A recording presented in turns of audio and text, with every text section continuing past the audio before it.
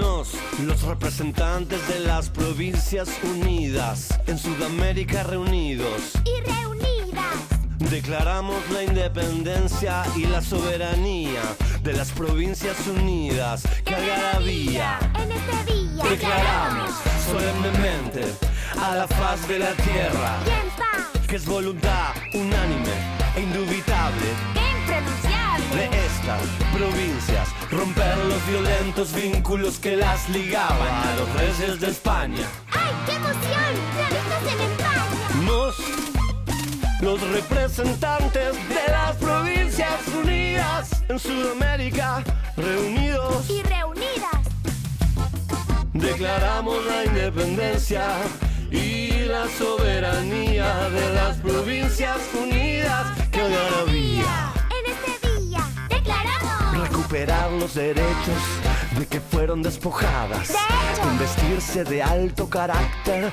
de una nación libre e independiente del rey Fernando VII, ¡Póngale ausente! sus sucesores y metrópoli. Dijo Metrópoli. Sí, dijo Metrópoli. Nos, los representantes de las Provincias Unidas en Sudamérica, reunidos, Y reunidas, declaramos la independencia y la soberanía